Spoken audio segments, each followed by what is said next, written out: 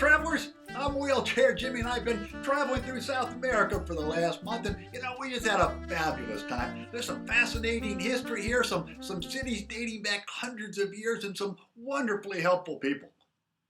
Our last stop was in Rio, and with the Summer Olympics coming in just 3 months, I thought I'd offer up a few accessibility tips if you're traveling to Rio in a wheelchair. First, the Rio Airport is huge. It has 2 renovated terminals fully accessible with elevators and wheelchair accessible restrooms. Terminal 1 is more complicated for wheelchair travelers with a few hidden passageways to avoid steps, but our air carrier, Aerolíneas Argentina, they were terrific and they provided assistance from the plane through the baggage and customs, including getting a taxi. But be sure here to ask for assistance. After you exit baggage and customs, at least in Terminal 1, there was a taxi booth that offered an accessible taxi between the airport and your hotel destination.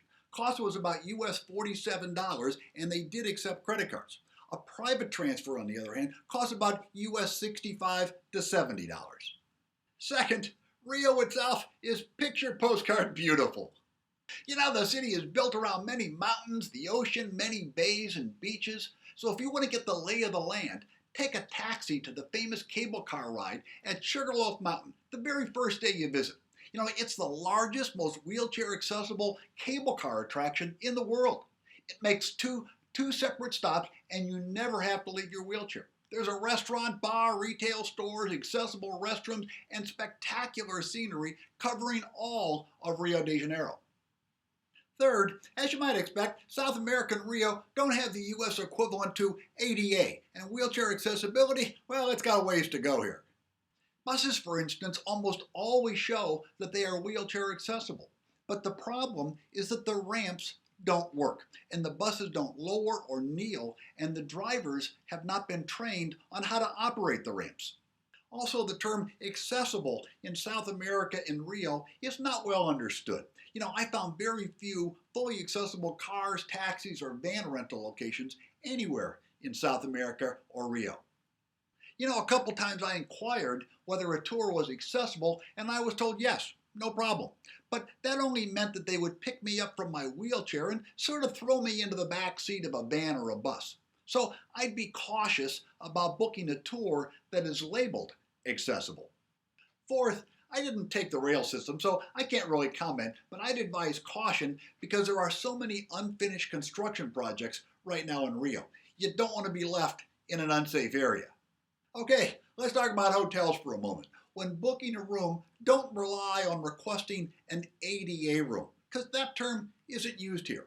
Instead, book a room that's wheelchair accessible that has a bathroom that's accessible for a wheelchair. I found that accessible rooms are very limited in South America, and not all hotels understand or speak English, so confirm your stay carefully.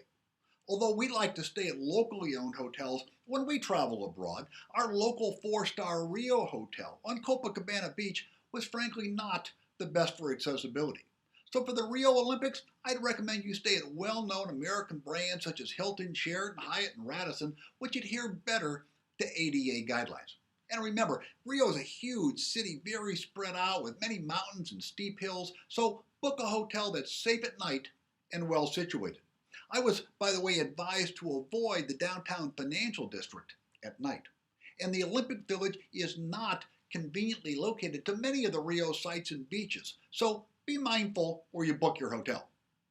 Okay, let's discuss public accessible restrooms in Rio. These were actually pretty hard to come by. Other than the Rio Airport, 4- and 5-star hotels, and Sugarloaf Mountain, I found no public accessible restrooms or restaurants with accessible restrooms. So plan your day carefully.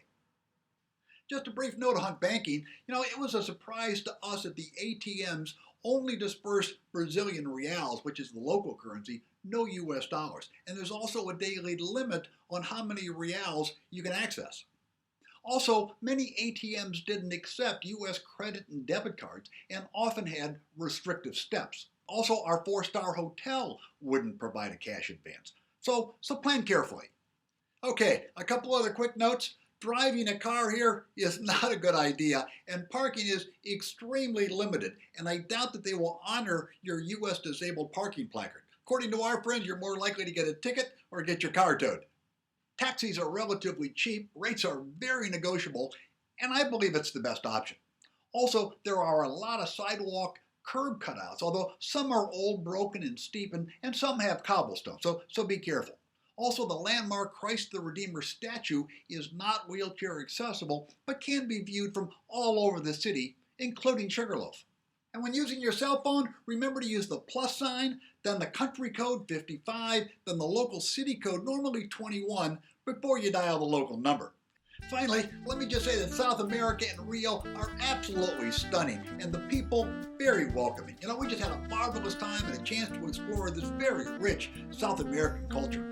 Plan your day accordingly, call in advance as I did often, and have yourself a great time. But South America and Rio are beautiful, unforgettable. You will have a great time. Please visit us often at wheelchairjimmy.com, where I'll be doing other accessibility videos on South America in the upcoming months. Roll on, travelers!